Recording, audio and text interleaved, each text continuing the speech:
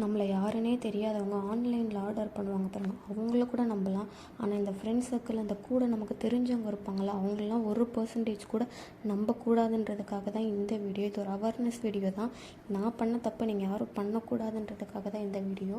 ஆக்சுவலாக இவங்க வந்து எனக்கு தெரிஞ்சவங்க தான். என்கிட்ட வந்து 1 kg ப்ரௌனி ஸ்லாப் வேணும் அப்படின்னு சொல்லி கேட்டாங்க. இந்த டேட்டில் வேணும். இவங்க தெரிஞ்சவங்கன்றதுனால நான் ஆன்லைனில் ஆர்டர் பண்ணுறவங்க கிட்ட கூட பேமெண்ட் வாங்கிட்டு தான் ஆர்டரே வந்து அக்செப்ட் பண்ணுவேன்.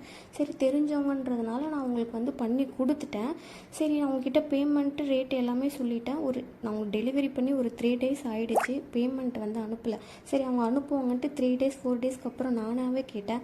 அனுப்புகிறேன்னு சொல்லி அப்புறம் பாதி அமௌண்ட் அனுப்புனாங்க. அதுக்கப்புறம் அந்த பாதி அமௌண்ட் கிட்டத்தட்ட இந்த ப்ரௌனிக்கு கிட்டத்தட்ட நான் ஒரு 1 month ஆயிடுச்சு அவங்கக்கிட்ட ஃபுல் பேமெண்ட் வாங்குறதுக்கு.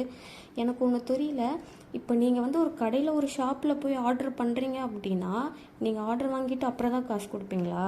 அது எப்படி ஒரு ஹோம் பேக்கராக இருந்தாலும் சரி, அதனால் உங்களுக்கு அவ்வளோ இலக்காரமாக இருக்கான்னு எனக்கு வந்து தெரியல. நானுன்னு கிடையாது, ஒரு ஸ்மாலாக உங்கள் சர்க்கிளில் இருக்கிறவங்க ஒரு பிஸ்னஸ் பண்ணுறாங்கன்னா அவங்களையும் கொஞ்சமாவது வந்து ரெஸ்பெக்ட் பண்ணுங்கள்.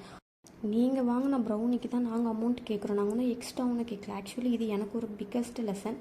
யாராக தெரிஞ்சவங்களாக இருந்தாலும் சரி, யாராக இருந்தாலுமே பேமெண்ட் வாங்காமல் ஆர்டரை அக்செப்ட் பண்ணக்கூடாதுன்றது எனக்கு ஒரு பிக்கஸ்ட் லெசன்.